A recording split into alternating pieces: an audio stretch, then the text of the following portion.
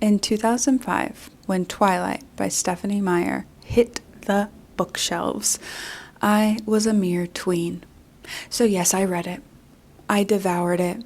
I imagined that my pillow was Edward Cullen and that I was curled up on his cold, hard chest while he watched me sleep. And even in 2005, I could tell that there were things about the Twilight saga that were problematic, though I wouldn't have used that word at the time. Nobody would have. People weren't using the word problematic in 2005. Today, in the year 2026, I think that most people would agree that the Twilight saga is problematic. It's the story of an approximately 105-year-old man falling in love with a 17-year-old high school student. So these aren't the type of books that are going to get those gold medals on the front covers, you know? But I just reread the original 4 books in the Twilight saga: Twilight, New Moon, Eclipse, Breaking Dawn. And I read for the first time the 4 newer books that have been added to the Twilight saga. Midnight Sun, which is a retelling of Twilight from Edward's perspective. It's over 800 pages long. The short Second Life of Bree Tanner, an Eclipse novella. Life and Death, a gender-swapped version of Twilight. And the Twilight Saga, the official illustrated guide. And I have come to the conclusion that these books are much worse than I thought. So in today's video, I will be discussing 8 things I hate about the Twilight saga. I agonized over how to best organize this video, and I landed on this format because I think it allows me to discuss the broadest range of complaints about Twilight as possible. So not everything on this list is created equal. It ranges from silly, petty complaints to complaints about things that I think are morally reprehensible. This list is in no particular order, but I did want to ease us in a little bit. So the first thing I will be discussing are the plot holes and plot contrivances in the Twilight saga. Twilight is a love story between Edward, an approximately 105-year-old vampire, and Bella, a 17-year-old high school student. And for those two to fall in love, they obviously have to meet, which brings us to one of the biggest plot contrivances in Twilight, and that is the vampires go to high school. The Cullens are vegetarians, meaning that they drink animal blood and not human blood. So they can stay in one place for longer periods of time because they're not drawing suspicion by constantly killing everyone. Stephenie Meyer explains that the reason that the Cullens go to high school is because the younger they start in any given town, the longer they can stay in that town. But why wouldn't they just be homeschooled? Esme does not work outside of the home, so why couldn't she pretend to homeschool all of these adult children? It's not like they even use high school to enhance their social lives. They don't talk to the human students. They are just this pack of weirdos that goes to the cafeteria, sits together, doesn't eat anything day after day. 4 of them are dating one another. All high school does is draw attention to them. It certainly doesn't help them blend in. Being around that many human beings day after day is a huge risk to the safety of those human beings and to the sanctity of their secret that they are vampires. We know that Jasper in particular has a really difficult time controlling his urge to kill people. In New Moon, Bella gets a tiny little paper cut, and Jasper loses his cool big time. He goes feral. He's like an animal with rabies, and multiple family members have to hold him back from killing this girl that his brother is deeply in love with. You're telling me that none of the students at the high school ever get paper cuts? And what about periods? A lot of people bleed approximately once a month, and I believe that that would be a hardship for the vampires, having to deal with the bleeding. And I get it, you don't want to talk about periods because they're not sexy or cool or mysterious, but you did talk about periods, Stephenie Meyer. In Breaking Dawn, Bella finds out she's pregnant because she's going through her suitcase and she sees this big box of tampons that Alice packed her for her trip. And she's like, oh my gosh, I haven't even used any of these tampons that Alice the vampire packed me. So I wasn't thinking about periods, Stephanie Meyer, but then you brought them up. Not only did you bring them up, you brought up that vampires are aware of periods. And so now that feels like this flashing plot hole throughout the rest of your series. Another glaring plot contrivance to me is that Alice and Jasper's powers work on Bella. Some vampires have superpowers. These superpowers are supposed to be pretty rare in the vampire world, but still 3 of the 7 original Cullens have superpowers. Edward can read people's minds, Alice can see into the future, and Jasper can control people's emotions. And famously, Edward cannot read Bella's mind. That is part of her allure and mystique. She's this unknowable, not like the other humans kind of girl.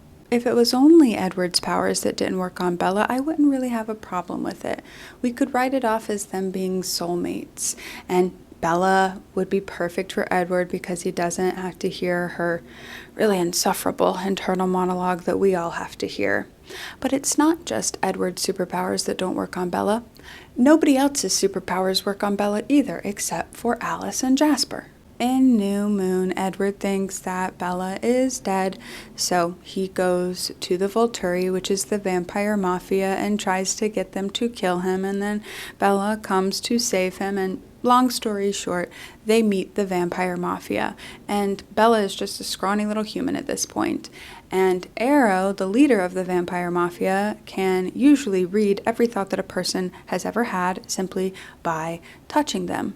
But of course, he cannot read Bella's thoughts because her mind is a steel trap. And there's this little 12-year-old looking girl vampire named Jane who can cause immeasurable pain simply by thinking about sending someone pain, and she tries to send that pain to Bella, but of course it doesn't work because the pain works by going through the brain. It's not real.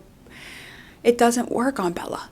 Her mind is a steel trap. And when Bella turns into a vampire, she meets a bunch of other vampires that have superpowers, and none of their powers work on her either. And there's one vampire named Kate who has the ability to electric shock people with her fingers, and her powers don't work on Bella. Even though they seem to be literal electric shocks, not like the illusion of electric shocks through the mind, just like actual electricity in the fingers. And Renesmee, the half-human, half-vampire baby that Edward and Bella create, has the ability to show people things by touching them. She can show someone any thought she wants to show them just by touching them on the face or whatever. And even though Bella's mind is a steel trap, Renesmee's powers work on her. Stephanie Meyer must have gotten some feedback that it didn't make sense that Alice and Jasper's powers worked on Bella, so she gave a really half-hearted explanation at the end of Eclipse, saying that the reason that their powers worked on Bella is because they didn't affect the mind, which doesn't make sense. She claims that Jasper controls people's emotions just by affecting their physiological responses, their physiological emotional responses. So if someone was afraid, he might slow their heart rate down so they physically felt less afraid. And I guess that could make sense if he only impacted emotions like fear. But there's one point in which he looks to Bella and he's like, "You're feeling curious. What are you feeling curious about? Tell me, where in the body does one feel curiosity?" And Alice's visions are constantly changing whenever anyone makes a decision. And where does one make a decision if not in their mind? In my opinion, Stephanie Meyer did not really think through the implications of Alice and Jasper being able to use their powers on Bella when she wrote the first Twilight book. She had only ever planned on Edward not being able to read Bella's mind, and then later she's like, oh yeah, and all these other people's powers won't work on her either. And she uses Alice to move the plot forward all the time, and it would be super inconvenient for her if Alice's powers didn't work on Bella, and if she couldn't have these visions of Bella that then sent everybody into a frenzy because she misinterpreted the vision. There are so many plot contrivances and plot holes in the Twilight Saga, and I'm not going to have time to talk about all of them today, so if there's anything you want to talk about, put it in the comments. But the last one that I will talk about today is the pregnancy. In the Twilight Saga, the official illustrated guide, Stephenie Meyer expands upon the vampire lore that she's created, and she says, internally, the vampire system contains many venom-based fluids that resemble, and in some cases perform, the same function as the human fluids that were replaced. So, venom-based fluid meets the egg in Bella's body. This is a venom baby. And in the official illustrated guide, Stephenie Meyer even says, yeah, it doesn't make sense because vampires don't make sense. Because vampires aren't real, honey. Sweetie pie, did you think vampires were real?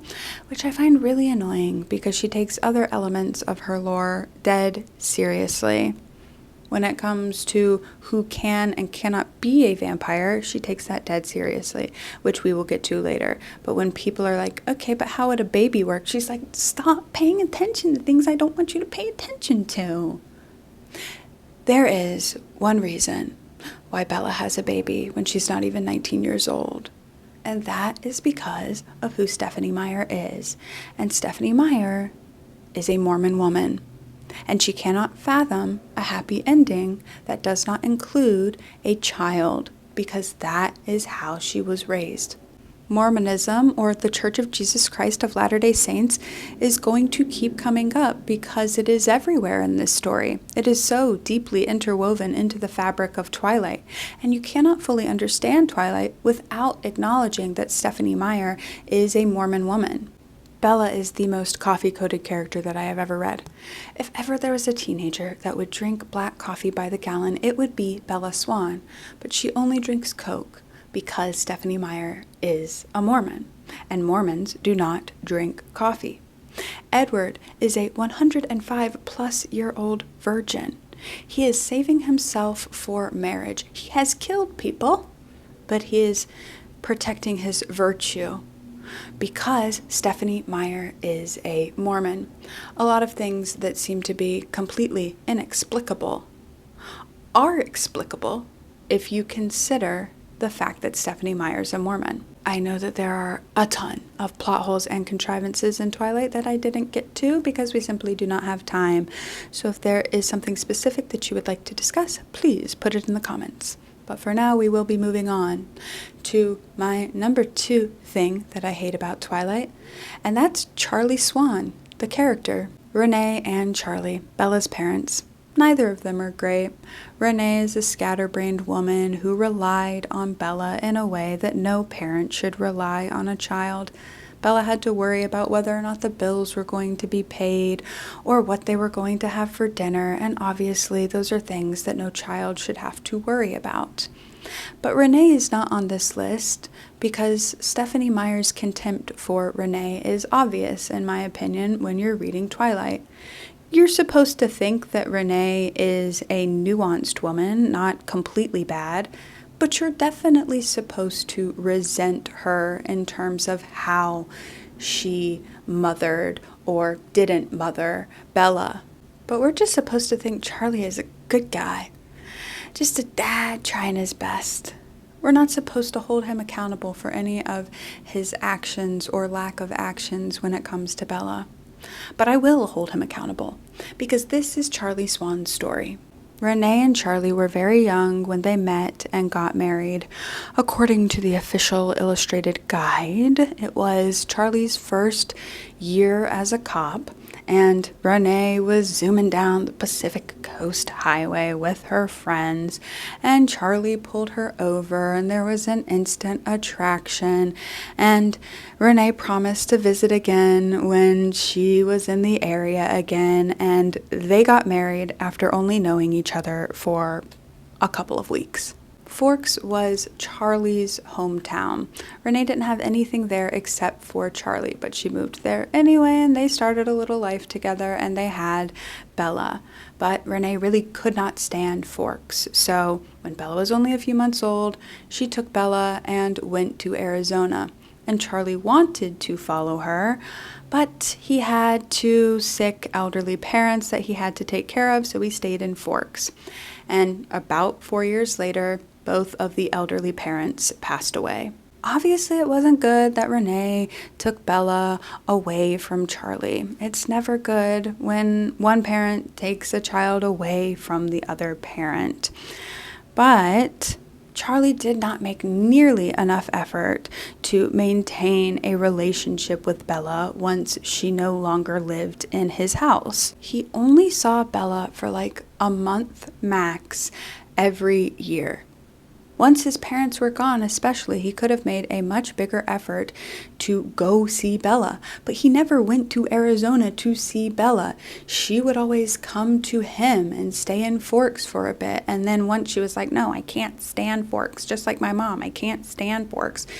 They started meeting up in California and spending time there. Why did Charlie never go to Arizona? I'm not saying he had to move to Arizona. I get that he had friends and community in Forks, Washington, but even to visit, you're not even going to go to the place where your daughter lives just to visit? And so, of course, fast forward to when Bella is 17, they have a very awkward relationship because they do not know each other at all. In fact, Bella moving to Forks in the first place feels like a huge plot contrivance to me. Her reasoning was that Renee now had a new husband who was a minor league baseball player, and Renee would stay home with Bella while the minor league baseball team traveled, but she knew that it made her mom unhappy, even though her mom would never say that. So Bella did this self-sacrificing move of, during her junior year of high school, deciding that she was going to go live with her dad, who she barely knows. And almost as soon as she gets there, Charlie turns her into a little wife. She cooks every meal for Charlie, acts like he's totally incapable of providing for himself. He attempts to microwave aluminum foil at one point. This is a man who has lived by himself for nearly 17 years, and he doesn't know that you cannot microwave aluminum foil. And it would be one thing if Bella cooked and then he did the dishes, but no. Bella cooks every night, and she does the dishes every night too. But it doesn't stop there. Bella does his laundry, all of his laundry. We have a blink and you miss it scene in Eclipse where she strips his bed of his sheets and washes his sheets for him. Oh my goodness gracious. That is next level. Talk about parentification. Sure, she was parentified when it came to Renee, but she's just as parentified, wifeified even, when it comes to Charlie. To not only be like throwing his clothes in when she's doing a load, but to go change his sheets, because he would simply never sleep on clean sheets if she weren't the one to change them. Oh, it sends shivers down my spine. And I feel like this is rooted in Mormon Christian ideals of what a good woman is. And Bella may have her flaws, but we are meant to think that she is ultimately good. And how Stephenie Meyer proves this to us is by having her do chores for her dad. And then there's how Charlie supports Bella emotionally. Or doesn't support Bella emotionally, because when in New Moon, Edward notoriously breaks up with Bella, she's a wreck. She's basically catatonic. And after only 1 week of her being basically catatonic, Charlie is like, all right, well, I don't know what to do with this, so go back to Phoenix. Go move back in with your mom. Women and their overwhelming emotions. I'm just a dad. Obviously, Bella refuses to move to Phoenix because she has to be in Forks so that she can hallucinate her ex-boyfriend. And Charlie, accepts that because he's not going to put up a fight to anything. And at one point, he half-heartedly suggests therapy, and she's like, no. And he's like, okay, fine. I mean, what else am I supposed to do? Charlie's most egregious parenting moment, in my opinion, comes in Eclipse. Edward is back, and Charlie doesn't like that, and I don't blame him because Edward sucks. But rather than encouraging Bella to discover who she is as an individual, as a single individual, Charlie is constantly trying to push Bella to hang out with Jacob.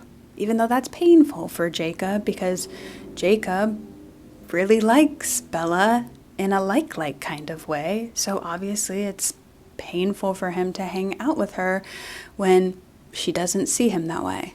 One of the times that Jacob is hanging out with Bella, he forcefully kisses her. And I'm going to read that scene for you.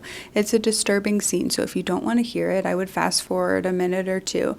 But I think it's important for you to hear it if you want to give context to just how egregious what Charlie says later is. So this is the forced kiss scene.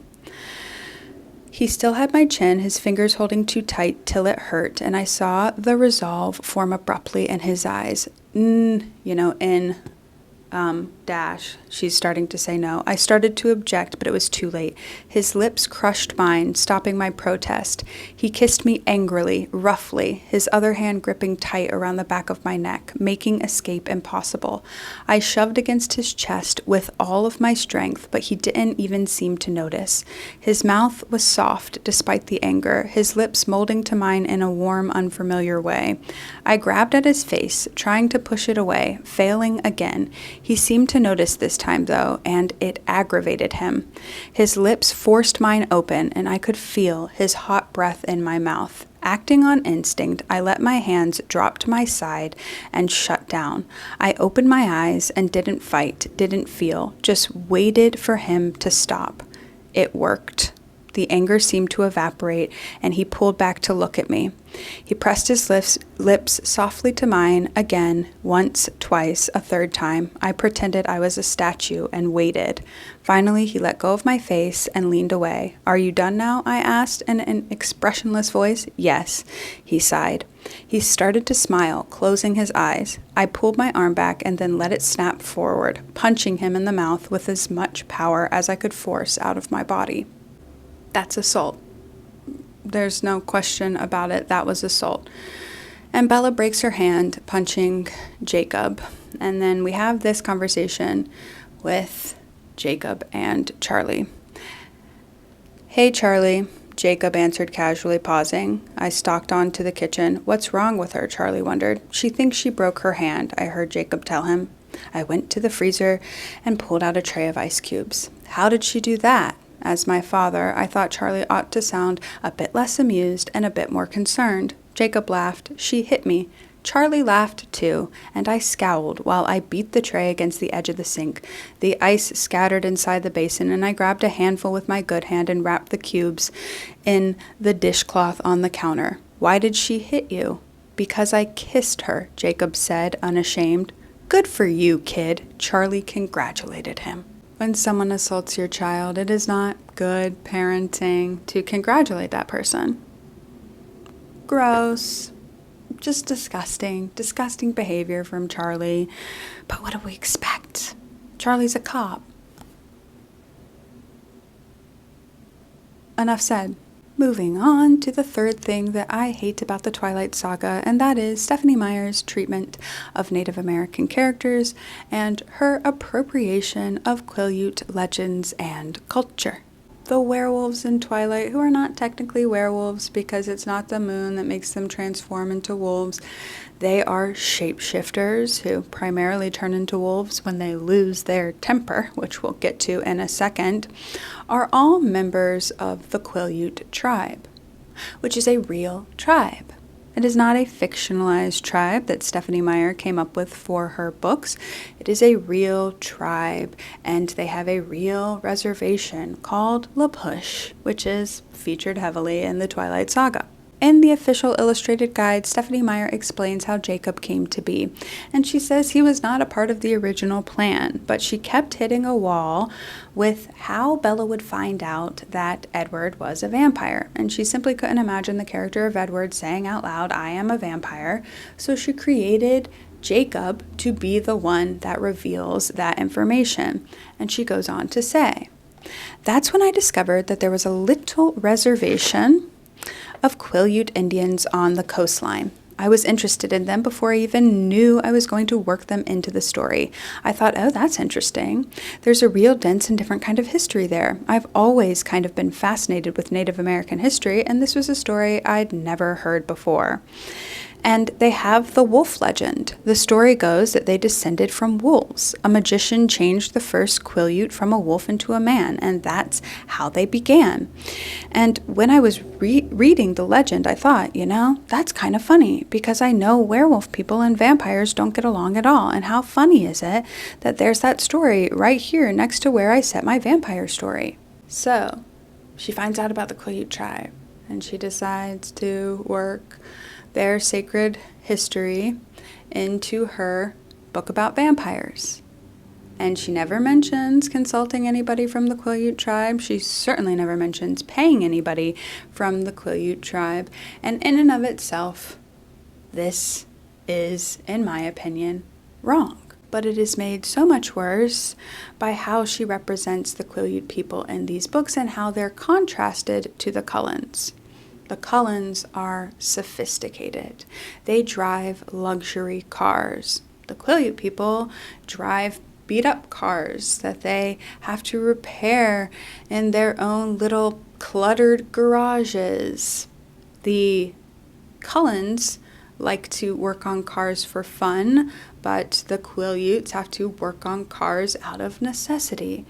The Cullens are always dressed in sophisticated luxury brands, and the Quileute people are rarely ever wearing shirts. The Cullens are, for the most part, with the exception of Jasper, the epitome of control. They don't even have to breathe. They can sit as still as statues indefinitely.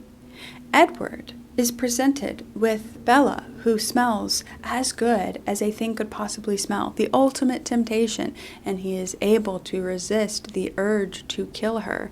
And meanwhile, the Quileutes can't stop transforming into werewolves because they can't stop losing their temper. And when they lose their temper, they transform into literal beasts. When people are around wolves, they can get hurt. Sam, the leader of the pack, the alpha, their representative, does not even have perfect control. He one time lost his temper when he was with his girlfriend Emily and transformed into a wolf too close to her and permanently scarred her face. His claws ripped across her face, and now she walks around as this constant reminder that he is dangerous. That they are dangerous. And then there's the treaty. 100 years ago, the Cullens were in Forks for the first time, and they came across the wolf pack, which is only 3 wolves at the time. And, the wolves reacted aggressively, the Cullens reacted aggressively, but eventually they had a conversation, and they decided to draw up a treaty where the land would be divided between the Cullens' land, the Quileute tribe's land, and no man's land, where they were all allowed to be. The treaty is presented as a perfectly reasonable solution to the problem of the Quileutes and the Cullens being in the same place at the same time, and it is still honored 100 years later in the present day of the Twilight Saga. But why should the Cullens have any right to any of this land? They could go anywhere. The Quileutes were there first. It is classic American colonialism. This treaty functions in the same way that a lot of the treaties throughout the history of the United States with Native Americans functioned, and that they just screwed Native Americans out of land that was theirs. in Breaking Dawn, when the wolf pack finds out that Bella is pregnant with an unknowable creature, they quickly make a plan to kill Bella and the creature for the good of the people, which is not totally unreasonable, in my opinion. But obviously, we are meant to think that it's unreasonable because Bella is our protagonist and nobody wants to kill her. Jacob turns against his own people to protect Bella. He is our noble, savage stereotype who turns against his nature to side with the white people. There are plenty of other details throughout the Twilight Saga that feel disrespectful to the Quileute people and to Native American people in general. For example, when one of the tribe turns into a wolf, their hair is an equivalent length in wolf form as it is to their human form. So everybody in the wolf pack cuts their hair short. And hair is sacred to most Native American tribes. There were 2 Native American actors in the first Twilight movie that did not come back for subsequent movies because they refused to cut their hair, and they were asked to cut their hair for the movies. It's just so unnecessary. Wolves are magic. Wolves are magic. The hair could have gotten shorter. It's so unnecessary. It's just a detail that Stephenie Meyer adds in there and then sticks to so firmly that she's like, yeah, well, I guess we can't hire these Native American actors again because they won't cut their hair. And cutting hair is super important to me for reasons that are reasons. Something worth mentioning in terms of Stephenie Meyer's comfort level with messing around with Quileute legends is the Mormon history with Native Americans. The Book of Mormon is Native American fan fiction. I got that term from Alyssa Grenfell. She has excellent videos about Mormonism and about the history of Mormons with Native Americans and about Twilight and Mormonism. So go check those out. I'll link them in the description. But yes, the Book of Mormon is Native American fan fiction. The Book of Mormon tells the story of the Nephites and the Lamanites. And the Nephites were Native Americans that were descendant from Israelites. So they were white Native Americans that dressed like Roman soldiers.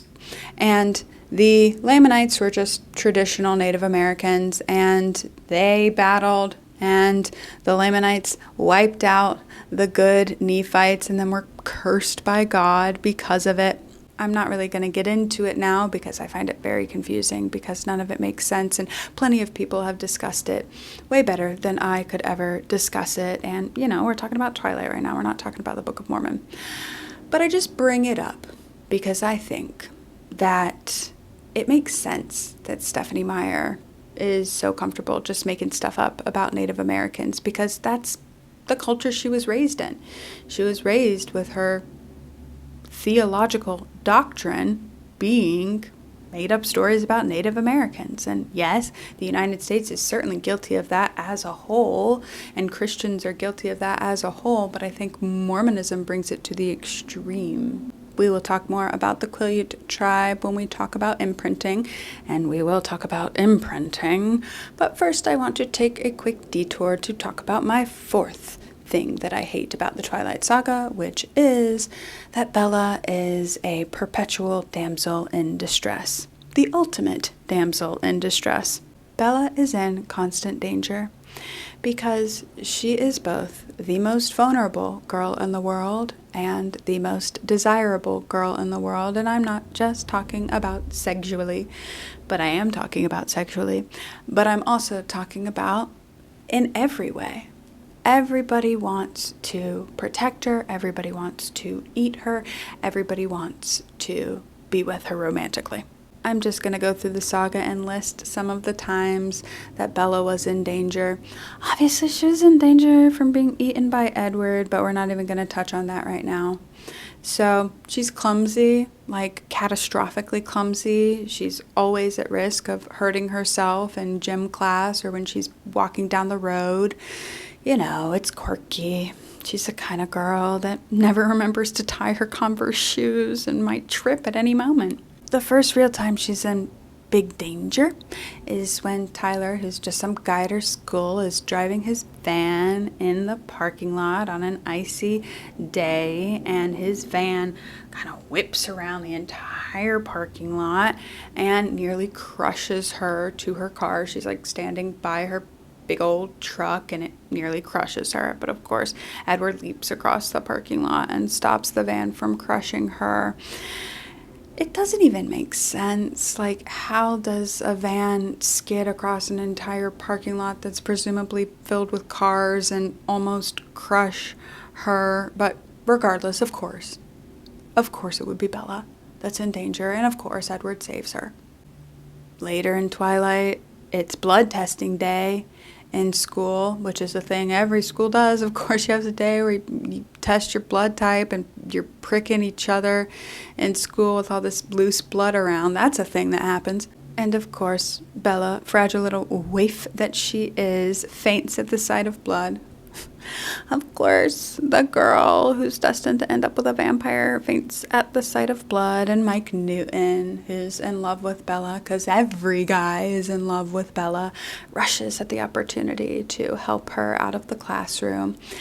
And when Edward realizes that she's not bleeding, because of course he skipped class that day because can't have a vampire in the blood pricking class, he scoops her up like a little baby doll. She weighs less than a feather, so it's no strain on him. It wouldn't be a strain on anyone. Later, Bella is shopping in Port Angeles with her girlfriends, but she's not really interested in dress shopping because normal girls are so boring. So she goes off on her own looking for a bookstore. She's unsatisfied with the bookstore, and so she ends up running into this gang of murderer rapists in Port Angeles, and of course they're gonna get her because she's the ultimate victim, and Edward can read their minds and they're thinking about the worst things ever that they want to do to her, but he gets there in time, thank goodness, and shoves her into his Volvo and they drive off and she's okay. That example in particular is just so typical damsel in distress. You are so much more likely to be assaulted by somebody that you know than you are to be assaulted by strangers, much less a band of strangers that are just wandering around looking for a young, vulnerable victim. It's such a fear-mongering picture to paint for the young women who are reading the Twilight saga, that anywhere that they go, they might just be attacked by this group of 4 men who are all equally okay with hurting them. I'm not saying that it couldn't happen. Of course it could happen, but I just think it's far less likely than Twilight makes it seem in this scenario. And I think if it did happen to you, it would be a traumatic event. And Bella basically never thinks about it again. It's just an excuse for Edward to save her. It has no real impact on her. And of course, at the end of Twilight, we meet James Laurent and Victoria, a band of nomad vampires that happen across the Cullens when they're playing baseball with Bella. And they get one whiff of Bella and they're hooked. James in particular is hooked. He's a tracker, which means he likes to hunt people to the ends of the earth, and as soon as he smells her, he's fixated on her. He wants to kill her. He wants to make a game of it. And so for the rest of the first Twilight book, the entire Cullen family is dedicated to protecting Bella, risking their lives to protect Bella. Rosalie is a little, hesitant to do anything for Bella, but besides her, they're all happy to do it because she's family now that she's been on 2 dates total with Edward. Because the ultimate damsel in distress doesn't just make her love interest want to protect her. Everybody wants to protect her, especially every man wants to protect her. Emmett, who has known this girl for all of an hour, is now suddenly, big brother to her. And don't you touch Bella, growl at the idea of touching Bella. Because that's the fantasy. is that everybody will treat you like you're cute and perfect and tiny and in need of coddling.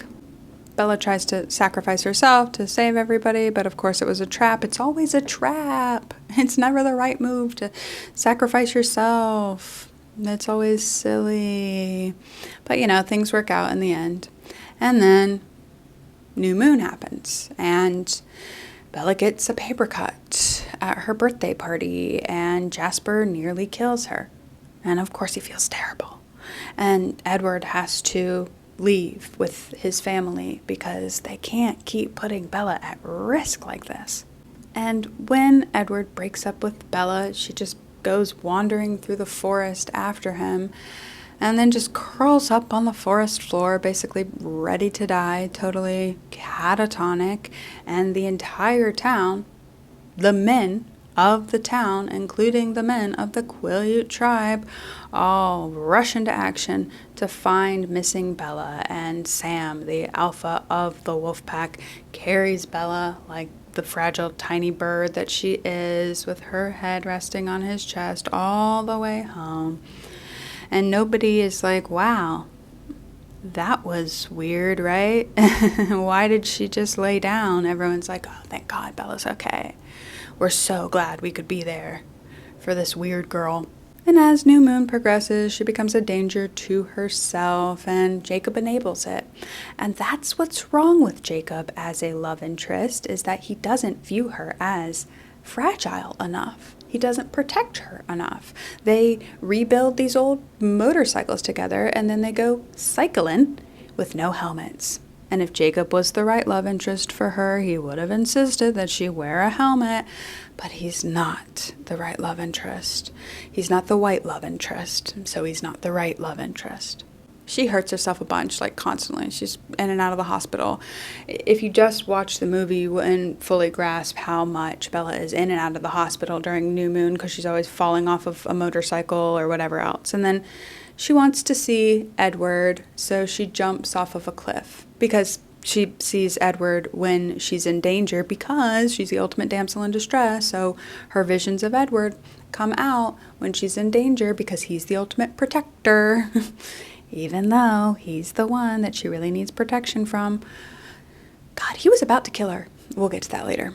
Well, Alice sees a vision of her jumping off of a cliff, and Edward thinks that she's dead, so he rushes to the vampire mafia to get himself killed because there's no point in existing while Bella's not here, which we're not really even going to get into that, but Stephenie Meyer loves a little taking of one's own life, especially if one is heartbroken. She thinks that's a chill thing to do. She saves him for a change. She meets the vampire mafia. The vampire mafia now put a target on her back, and they want to kill her. They want to kill her dead, but they decide not to because they don't want to make waves with the Cullens. And their compromise is that she has to turn into a vampire pronto. And if she doesn't, they'll kill her. Which, of course, we've got to have the vampire mafia after us. What kind of damsel in distress doesn't have the vampire mafia after them? And then in Eclipse, Victoria, who was James's lover, and James was the antagonist in Twilight, who Edward killed, or maybe his brothers killed, but Victoria blames Edward for James's death. So rather than kill Edward, she's like, I've got to kill Bella. I've got to get the ultimate revenge, so I've got to kill Bella. She was there in New Moon trying to kill Bella all the time, but, just kind of in the background. But, now it's in the forefront. Victoria is trying to kill Bella, and she forms an army of newborn vampires, all dedicated to the task of killing Bella. But Bella being in danger from an army of vampires is actually what brings everybody together, and isn't that sweet? The wolves and the Cullens set aside their differences to all come together to protect Bella. Because, God, is she worth protecting? She's worth dying for. This awkward woman is worth dying for to everybody. To all of these werewolves, that don't know her, except for as the girl that broke Jacob's heart, have no problem coming together to protect her because she's the ultimate damsel in distress. She just brings that out in people. And then in Breaking Dawn, Bella gets pregnant with Renesmee, and this baby is trying to tear its way out of her like the Predator, I think. I don't know, I haven't seen the movie. Whatever, like an alien out of the womb, and is destroying her from the inside out. Everybody's worried about Bella. She's so sick and weak and gross looking. People are fighting. It tears the tribe apart because half of the tribe wants to kill her to protect everyone else, and the other half of the tribe wants to protect her. Long story short, Bella gives birth to the baby and becomes a vampire, and as soon as she's born, Renesmee becomes the new damsel in distress. As a woman, you can only be either a mother or a damsel in distress. So when Bella becomes mother, we need a new damsel in distress because she's got to be Mama Bear protecting her little baby. The vampire mafia want to kill this baby because they don't believe that it's a half vampire, half human baby. They believe it's a baby that was turned into a vampire, which is dangerous for obvious reasons. So the Cullens gather all these vampires from all over the world to stand as witnesses that Renesmee is a half vampire, half human, and, say that to the vampire mafia before they get a chance to kill Renesmee. And Renesmee is a perfect little damsel in distress. She has zero personality. She's just smart and beautiful, endlessly beautiful, and everybody that meets her loves her. To meet her is to love her, and to love her is to want to protect her. So all of these vampires that eat humans like once a week, that kill people once a week, are willing to risk their lives to protect this cherubic, how do you say that? Angelic little baby vampire human. So yeah, this isn't an empowering story for young women in any way, shape, or form. It is a fantasy about being endlessly desirable and therefore endlessly worthy of protection. It is a fantasy in which Bella has no agency. She cannot save herself. She cannot protect herself. She has to have a group of mainly men come together to protect her. It's very patriarchal. Patriarchal? The patriarchy. And I suppose that people will argue that in Breaking Dawn, she can protect herself because through her steel trap mind, she becomes a shield, and she can push that shield out from her body and create like an invisible force field around her and her friends and these random vampires that came to witness for Renesmee. But she had to change in order to have any power. She couldn't just have power the way that she was. She had to change for a man, change into what that man is in order to be able to protect herself at all.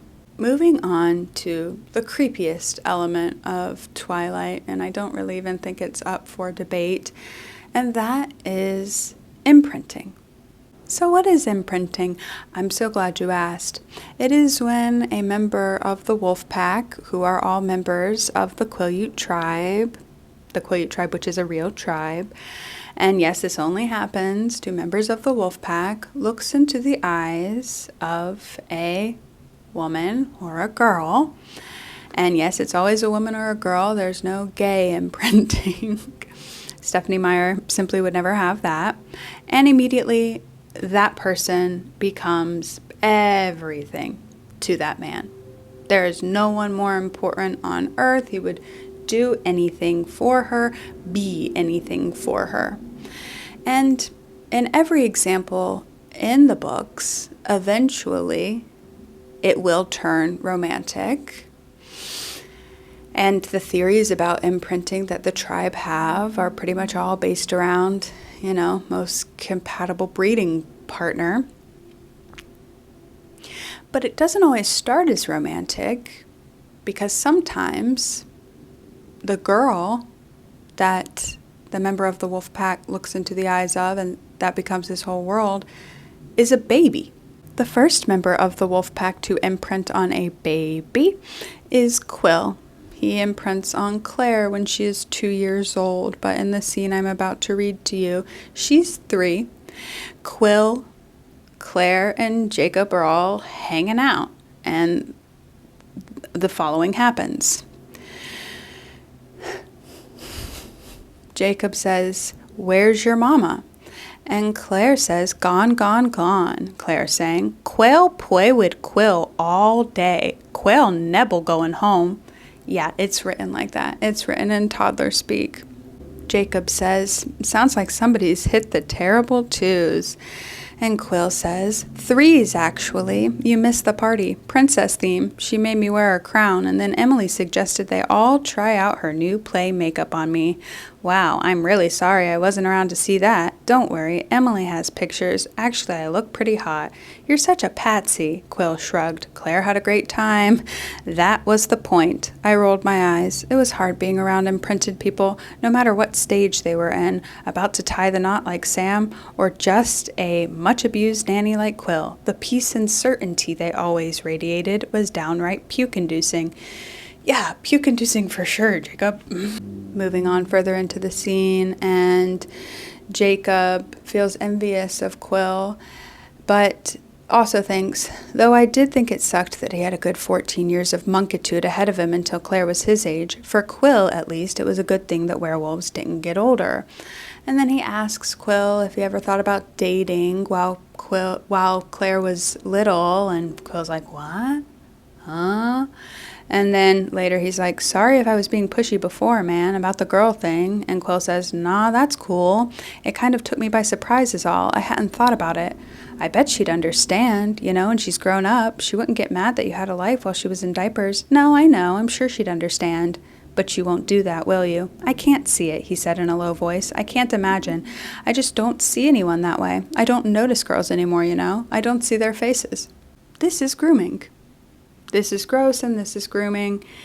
And it's not like the girls even feel the same pull on their end. It's just explained that how could anyone resist this level of devotion? Why would any of them choose differently than the person who's been this devoted to them?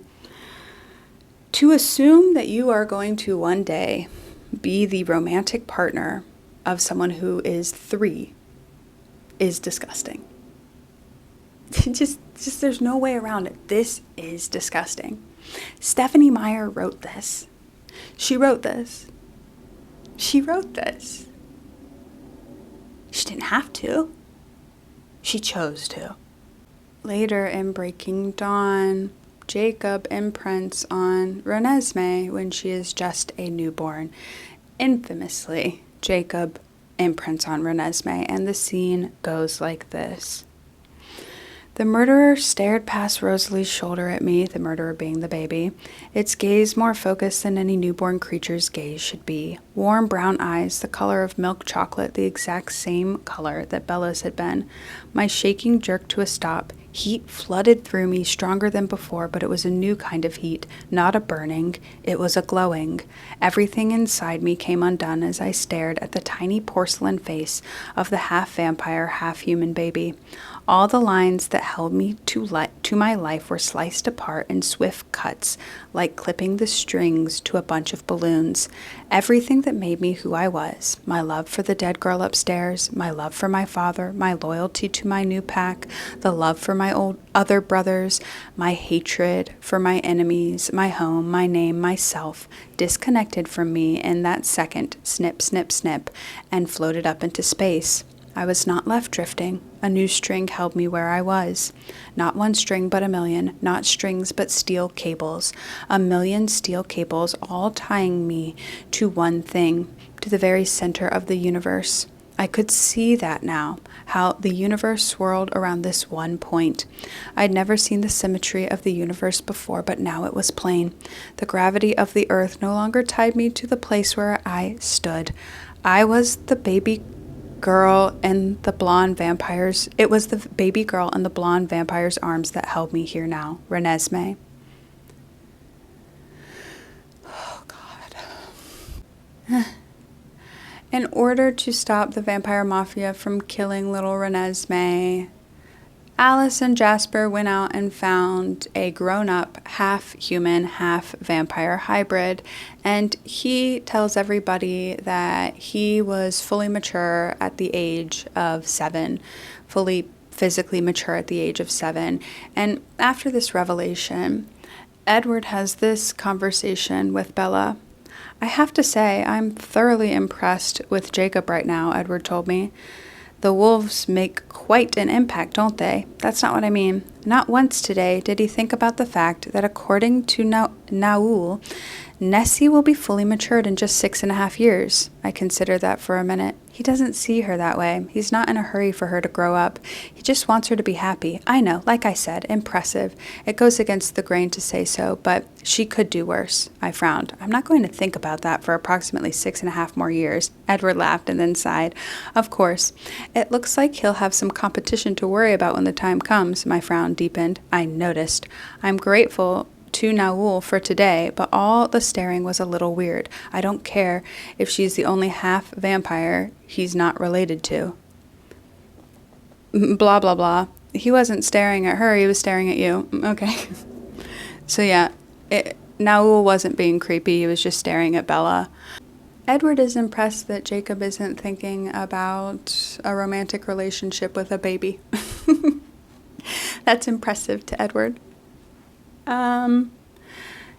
Stephenie Meyer wrote this. I cannot emphasize that enough. Stephenie Meyer typed this out, and then her publisher published this.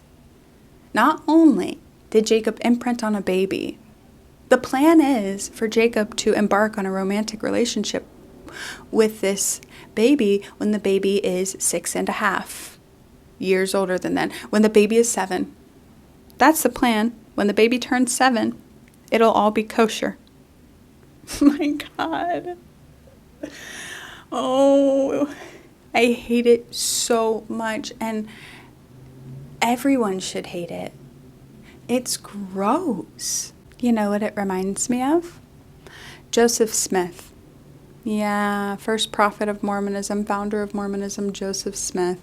Because he used to claim that, God told him that he had a divine duty to marry multiple children, 12-year-olds, 13-year-olds, 14-year-olds. God used to tell him that he should marry those children. He was a notorious polygamist, and he would add people, and every time he would say it was a revelation from God. This is giving me similar vibes of like, I don't have a choice, right? I have to fixate on this baby and eventually be with her. It's just so gross that Stephenie Meyer would not only write this, but would attribute this to the Quileute tribe, a real tribe of people. What did they do to get mixed up in all of this? And also, it takes away their agency even more. They can't help but turn into wolves, and now they can't even decide who they're with romantically. Oh, I just feel like not much explaining needs to happen. You get it. You heard it. You understand why it's wrong. It's wrong. The 6th thing on my list of 8 things that I hate about the Twilight Saga is Carlisle. Carlisle Cullen. Carlisle is supposed to be the best of the best when it comes to vampires. Even people who do not like vampires at all, like members of the Quileute tribe, can't help but like Carlisle, because what's not to like? Well, I'll tell you what's not to like about Carlisle Cullen. Carlisle was raised by an Anglican pastor, a super zealous Anglican pastor that was all about witch hunts and, killing vampires, and he would get it wrong a lot of the time. But Carlisle wasn't so quick to see evil where there was no evil. But one time he was in the wrong place at the wrong time, and he almost got killed by a vampire. But, instead of getting killed, he turned into a vampire, and when he found out what he was, he just wanted to die. And he tried to off himself in like a million different ways and was just unsuccessful every single time. Eventually, a deer passes him when he's in this crazed, thirsty state, and he feeds on the deer, and he realizes, oh, I don't have to feed on human beings, I can feed on animals. I guess I won't try to off myself anymore. Then Carlisle goes to live with the vampire mafia for a time, and of course they've got their differences. Carlisle drinks animal blood. The vampire mafia kills people every single day and drinks their blood even when they're already full on blood and they don't need it. They drink it for fun, really. And, Carlisle gently tries to persuade the vampire mafia to change their ways, but of course they're not budging and Carlisle's not budging, so eventually Carlisle parts ways with them amicably. He still has great respect for them. And this is where my issues with Carlisle start. You cannot be a good guy and still be friends with murderers. These vampires that Carlisle remains respectful of and amicable with kill people knowing that they do not have to kill people. It reminds me of those guys that you'll meet who you'll be like, hey, by the way, that guy that you're friends with, he assaulted me at a party. I just thought you should know because I didn't think you would want to be friends with someone who assaulted women. And they'll be like, oh, that's too bad. But the thing is, he's never been mean to me. He's always nothing but nice to me. You can't be a good guy and stay friends with people who harm people. You have to draw the line. A friend to all is friend to none. And then, as years go on, Carlisle is super lonely. So he transforms Edward into a vampire. That's the first person that he transforms. And his mom begged Carlisle to save her son, but I don't know that she knew that Carlisle was a vampire, and even if she did, that was not Edward's mom's choice to make. That was Edward's choice to make. And Edward did not know what he was going to become. He did not ask Carlisle to save him in that way or in any way. Carlisle made the choice for Edward. And in the official illustrated guide, it says, the goodness and purity in Edward's face finally convinced Carlisle to take action. What the heck is the goodness and purity in somebody's face? Attractiveness, right? Edward was pretty. So Carlisle turned him into a vampire because you cannot tell goodness and purity from somebody's face without talking to them. Just like you cannot tell that somebody's evil if they're ugly. That's not how this works. The second person that Carlisle turns into a vampire is Esme, and she had attempted to end her own life after she lost her baby. After her baby died, she attempted to end her own life. And Carlisle knows this, but turned her into a vampire anyway because he recognized this woman. He had treated her for a broken leg when she was just like 10 years old. He recognized her, and so he decided to turn her into a vampire. I cannot think of a person that it would be worse to turn into a vampire without their consent than somebody that tried to die. What? And then, immediately she gets over it because Esme apparently had a big old crush on Carlisle from the time she was 10 years old and always saw him as the ideal man. So even though she was ready to die because she lost her baby, she's like, oh, no, I don't mind. I'm glad that I'm going to live forever now and never going to see him in the afterlife. I'm glad. Later, he turns Rosalie into a vampire after she was violently assaulted by a group of men.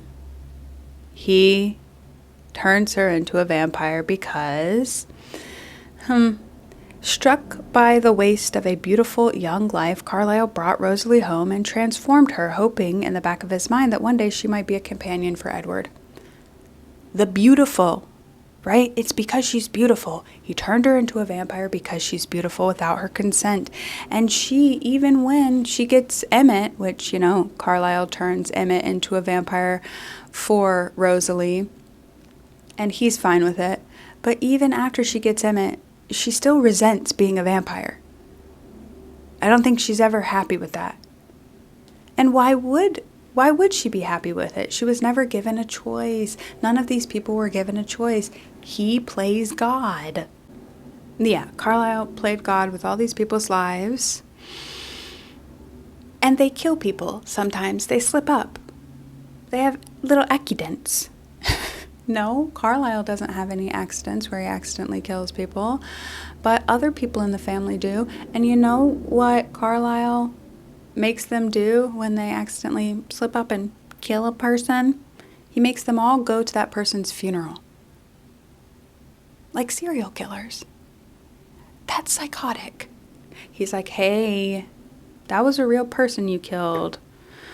You should feel bad. You should feel guilty. That doesn't make it better. You turned these people into vampires. You gave them the lust for blood. You made it so that they are capable of this. They wouldn't have been capable or interested in killing people all the time if it weren't for you, Carlisle. And then in Breaking Dawn, Carlisle gathers all of these vampires from all over the world to stand as witnesses for Renesmee. And these vampires kill people at least once every 2 weeks. A person dead once every 2 weeks. And it's all chill, and we're all friends here, and it's just insane. And he knows that bringing all these vampires to the home is making the wolves transform, is making 13-year-olds transform into wolves and stop aging until they can get total and perfect control over their tempers. It's just insane that everybody's chill, hanging out with these vampires that kill people at least once every 2 weeks. If Carlisle were presented with an ounce of nuance, maybe he would not be on this list. But it's the fact that Stephenie Meyer wants us to think that Carlisle is a perfect character that puts him on this list for me, because he is far from perfect, and his actions have wide, sweeping consequences. And he is indirectly responsible for the loss of so much human life. And I think that's wrong. The next thing that I hate about the Twilight Saga is the racism and the literal erasure of Black people. Let's just get right into it. In the official illustrated guide, Stephenie Meyer has this to say about vampires. Pale vampire skin is a product of vampire venom's transformative process. The venom leaches all pigment from the skin as it changes the human skin into the more indestructible vampire form. Regardless of original ethnicity, a vampire's skin will be exceptionally pale. The hue varies slightly, with darker-skinned humans having a barely discernible olive tone to their vampire skin, but the light shade remains the same. All forms of skin pigmentation, freckles, moles, birthmarks, age marks, scars, and tattoos disappear during the transformation. So if a Black person, or any person that's not white, gets transformed into a vampire, they will become white. Stephenie Meyer wrote that. That is her decision. There is no logical reason for this to be the case. There is no connection between pigment and this in the skin and indestructibility of skin. She made this up, but also so did Joseph Smith. Because in the Book of Mormon, the original version, unedited, it said that black skin is the mark of Cain. It's a curse from God. And Black Mormons, when they go to heaven, will become white and delightsome. Maybe you're thinking that Laurent was black in the movies, but Stephenie Meyer was really resistant to that choice. Catherine Hardwicke wanted to make somebody in the original Cullen family not white. She wanted Alice to be Japanese, but Stephenie Meyer dug her heels in, said it's super important that they're all white because vampires don't have any pigment in their skin. She eventually gave in and allowed for Laurent to be black, but he's a villain. None of the good vampires are black. There are a few Egyptian vampires in Breaking Dawn, but the racial identity of people from Egypt is complex and not something that I am qualified to make a ruling on. But even if you do consider people from Egypt to be black, they are vampires, so they have been stripped of all their pigment, and they have the same complexion as Bella or Edward with just a slight olive tone to them. There is only one explicitly black character in the entirety of the Twilight saga, and he's a criminal.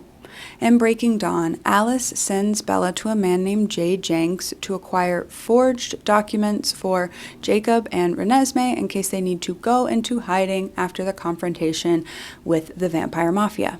In the movies, Jay Jenks is black, but in the books, Jay Jenks is white. In the books, Alice sends Bella to an address that is in Bella's words, the ghetto, and she interacts with a low-level criminal named Max, and he is described like this. His crinkly black hair was tangled and wild, but his dark skin was smooth and perfect, his teeth white and straight, a contradiction. That's an offensive description. Why is it a contradiction that he has crinkly wild hair, which sounds just like he has naturally textured hair, and smooth skin and straight white teeth? What's contradictory about those two things, Stephenie Meyer? Please explain yourself. But it also gets worse because, of course, he hits on Bella. And Bella says, I'm looking for someone. And Max says, I'm someone, he offered with a smile. What can I do for you, beautiful? When your only black character is an offensive stereotype, I think that's a problem. Bella doesn't have any black friends. Charlie doesn't have any black friends. There are no black people in the town of Forks. And I don't know what the racial makeup of the actual town of Forks is, but this is a work of fiction. And Stephenie Meyer chose not to write any black characters in her work of fiction, except for one low-level criminal. It might not have been a totally conscious decision on Stephenie Meyer's part to exclude black people from the Twilight universe. She might have forgotten to write black people in her books because she doesn't interact with black people in her life. Obviously, that's speculation, but she is a Mormon, and Mormons are notoriously white. Why would black people want to join a religion that says that their skin color is a curse? We also have two vampires that are from the Amazon, and they come to assist Renesmee in Breaking Dawn, and their names are Cinna and Zephrina, and they're dressed in animal hides, of course, and Bella thinks this about Zephrina. In truth, though I liked Zephrina very much and I knew she wouldn't really hurt me, the wild woman scared me to death. Why? Why, Bella? You are surrounded by vampires. You have these two ghoulish vampires from Romania that are basically Dracula cackling, just short of having blood dripping down their mouths at all times, and it's Zephrina that scares you? It's the woman who can show people visions of the rainforest and her power doesn't hurt anybody at all that scares you? Why? Every character that is not white in the Twilight saga is just so othered by Stephenie Meyer. They are aggressive and savage and scary, and they cannot control their anger in the case of the Quileute tribe. And then whiteness is held up as the pinnacle of beauty and the pinnacle of society. Obviously, the Cullens are extremely pale and extremely beautiful, and pale and beautiful sit side by side in sentence after sentence, so much so that you cannot help but think that Stephenie Meyer associates one with the other, that to her, paleness is a part of beauty. And then, of course, we have our protagonist, Bella, who is from Arizona, but distinctly incredibly pale. So pale that she looks albino, even when she's a human. Her skin is nearly translucent. And of course, she's beautiful. Edward thinks she's stunningly beautiful. Every boy in the school is falling at her feet. And then the other kids that go to her high school are also very pale. Nobody's tan there because, it's cloudy in Forks. So everybody is super pale. So we have this constant contrast between the very, very pale people and the Quileute tribe, and the Amazons, and Max, who is a criminal who works in the ghetto. And then there's Jasper, one of the main characters in the Twilight saga, one of the 7 original people in the Cullen family. Let's listen to a little bit of his backstory. When I was human, I lived in Houston, Texas. I was almost 17 years old when I joined the Confederate Army in 1861. I lied to the recruiters and told them I was 20. I was tall enough to get away with it. My military career was short-lived, but very promising. People always liked me, listened to what I had to say. My father said it was charisma. Of course, now I know it was probably something more. But whatever the reason, I was promoted quickly through the ranks over older, more experienced men. The Confederate Army was new and scrambling to organize itself, so that provided opportunities as well. By the first Battle of Galveston, well, it was more of a skirmish, really, I was the youngest major in Texas, not even acknowledging my real age. Let's take a moment to process that. Not only was Jasper a Confederate soldier, he was an extremely willing Confederate soldier, one that was so good at his job that he was promoted to major. He was not reluctant to be a part of this army. He lied about his age for the opportunity to be in this army, and nobody ever questions that. Nobody ever asks him why. Why did you want to be a part of the Confederate Army, Jasper? Were you, pro-slavery, Jasper? These are not questions that the characters in Twilight have, and they do not seem to be questions that Stephenie Meyer is concerned about at all. This is presented as just information that tells us that Jasper, even as a human, was a really good soldier, that he is good at battle, that he is good at war. Stephenie Meyer could have used any war to illustrate that. Maybe the Revolutionary War, even if he had been fighting for the British. There are worse things, like fighting with the Confederate Army. Jasper goes on to explain that he was in charge of evacuating the women and children at Galveston. I doubt that included the black women and children in Galveston because they were, enslaved. But he stumbles upon 3 women, and they were, without question, the 3 most beautiful women I had ever seen. They had such pale skin, and I remember marveling at it. Even the little black-haired girl, whose features were clearly Mexican, was porcelain in the moonlight. Because, of course, she had been stripped of all of her pigment, That Mexican woman, Maria, goes on to turn Jasper into a vampire and then use him as a soldier in her newborn vampire army. Because of course she does. Of course it's a Mexican woman that corrupts the white man in the white army. Jasper was just a good old boy before Maria came along. He was doing stuff. Don't look too closely at the things he was doing. He was just doing stuff, and then she came along and corrupted him. And the kicker for me is that Jasper really struggles as a vampire with killing human beings and with the task of killing newborn vampires. His ability to feel other people's emotions makes it really hard for him. He's, crippled by his empathy. And it's like, where was this empathy for enslaved people, Jasper? Not a shred of that anywhere to be found. It's all about choices, and Stephenie Meyer makes so many choices in Twilight, in the Twilight saga. It was such a strong choice for her to include this piece of lore that vampires lose all pigment in their skin during the transformation process.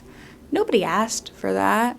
Nobody asked for the official illustrated guide, but she put that out into the world anyway. She made her only black character a criminal that works in the ghetto. She made Jasper a Confederate soldier, and all of her choices add up to paint a picture. At the very least, Stephenie Meyer has proven herself to be somebody that lacks racial sensitivity. And at worst, I'll let you draw your own conclusions on that. Moving on, the last thing on my list of things that I hate about Twilight is not a thing, it's a character. It's Edward Cullen. Let's start with the most basic facts about Edward and about this series. The premise of the series is that Edward, an 105 approximately year old vampire, falls in love with a 17-year-old Bella. Yes, Edward was transformed into a vampire when he was 17, but he's not 17 anymore, really, is he? He's lived 105 years on this earth. And Stephenie Meyer tries to justify it by saying that you are frozen at whatever age you were transformed at mentally, not just physically, mentally too. But what does that look like in practice? What does being frozen at 17 mentally look like? When Edward is presented as this super sophisticated guy, he's got all of these degrees, he's a father eventually. It's never called into question whether he is mentally capable of being a father because he's frozen at 17. Really, that has no implications on the story other than making it okay that he dates a 17-year-old high school student. It's creepy. No matter how you spin it, it is creepy. But it is not the only creepy thing about Edward, not by a long shot. And it is not nearly the most sinister thing about Edward either. There's a lot in the original 4 books that I could talk about, and I will talk about some of it. But really, the reason Edward is on my list is because of Midnight Sun, the over 800-page retelling of Twilight from Edward's perspective. And when you hear Edward's perspective, it becomes a horror book. I'm going to read you a bit of Edward's internal monologue when he smells Bella for the first time when she walks into biology class. He thinks, "Her scent hit me like a battering ram, like an exploding grenade. There was no image violent enough to encompass the force of what happened to me in that moment. Instantly, I was transformed. I was nothing close to the human I'd once been, no trace of the shreds of humanity I'd managed to cloak myself in over the years. I was a predator, she was my prey. There was nothing else in the whole world but that truth. There was no room full of witnesses. There were already collateral damage in my mind. The mystery of her thoughts was forgotten. Her thoughts meant nothing, for she would not go on thinking them very much longer." A little further down, "She didn't make it easier. When she processed the expression on my face, blood flooded her cheeks again, turning her skin the most delicious color I'd ever seen. The scent was a thick haze in my brain. I could barely think through it. My instincts raged, resisting control, incoherent." And then skipping further down, "Destroy evidence, collateral damage. I knew what had to happen now. The girl would have to come sit beside me, and I would have to kill her. The innocent bystanders in this classroom, 18 other children and 1 man, could not be allowed to leave, having seen what they would soon see. I flinched at the thought of what I must do. Even at my very worst, I had never committed this kind of atrocity. I had never killed innocents, and now I planned to slaughter 20 of them at once. The face of the monster in my reflection mocked me. Even as part of me shuddered away from him, another part was planning what would happen next. If I killed the girl first, I would only have 15 or 20 seconds with her before the humans reacted, maybe a little longer if at first they did not realize what I was doing. She would not have time to scream or feel pain. I would not kill her cruelly, that much I could give this stranger with her horribly desirable blood. But then I would have to stop them from escaping. I wouldn't have to worry about the windows too high up and small to provide an escape for anyone, just the door. Block that and they were trapped. It would be slower and more difficult trying to take them all down when they were panicked and scrambling, moving in chaos. Not impossible, but there would be much more noise. Time for lots of screaming. Someone would hear, and I'd be forced to kill even more innocents in this black hour. And then he continues to map out different versions of killing Bella for pages on end. Well, isn't that romantic? The start of a beautiful love story.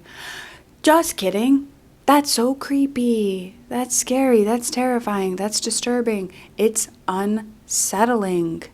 It's one thing to read Twilight and for Edward to casually mention that he didn't know if he'd be able to control himself, but it's quite another thing to read him planning out multiple murders for pages and pages on end. And what stops Edward from going through with his plan to kill Bella? It's not concern for Bella herself or respect for her sanctity of life. It's him thinking about Carlisle and how disappointed Carlisle would be and how this would mess everything up for Esme and Alice and Jasper and Emmett and Rosalie. It's just like, oh, well, if I did this, it would be really inconvenient for my family and they would probably look at me like I had done something naughty, and I don't want them to look at me like that. So I won't kill her.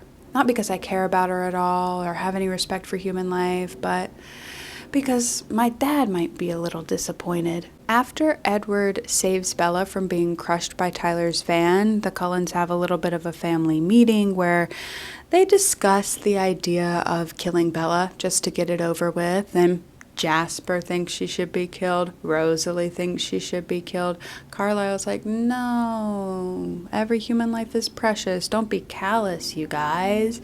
And then Esme just wants Edward to do what's best for him. Doesn't really care about right or wrong, just her boy's happiness. It's creepy. It's a creepy conversation, and Midnight Sun just again and again hammers home that the Cullens are not human beings, and they do not think like human beings, and they do not value human life. Just because they don't kill humans every 2 weeks or so, like the rest of vampire society, doesn't mean that they value human life as much as other humans value human life. And Edward starts sneaking into Bella's bedroom at night so that he can desensitize himself to her scent. And he just sits in there watching her sleep. This 105-year-old man just sits in a 17-year-old girl's bedroom and watches her sleep. And of course, because she's Bella, she's like saying Edward in her sleep. And Edward's like, oh, that's kind of hot, actually. Actually, I think I might have feelings for this human. Ew, you don't know her. You're just her stalker who wants to kill her. But the thing that really hammers home just how much Edward is the worst is that he is still very likely to kill Bella even after they go on their little Italiano date in Port Angeles, and she says out loud that she knows that he's a vampire. They go to the meadow. They have like a planned date in the meadow. And Edward's like, you should tell people that you're going to be alone with me. And Bella, because she's stupid, is like, no, I'm not going to tell anyone because I would hate for it to come down on you if anything were to happen. And I think Bella thinks this in like an abstract way. But Alice tells Edward that it's still very much up in the air in terms of her visions. It's like a 75% chance that he won't kill her, but there's still that very strong 25% chance that he will kill her. And he goes to the meadow alone with her, knowing that he very well might kill her in that meadow. That's not good boyfriend behavior. So he thinks about killing her a lot, and he stalks her. And he's also not fun. He's not easygoing. Edward is an angry guy. He gets angry all the time. Bella constantly has to be walking on eggshells around him because she doesn't understand his mood swings. She doesn't know what it is that she says that sets him off, that turns a pleasant conversation into one where he's scowling and growling. And then there's the whole "I would never live without you" thing.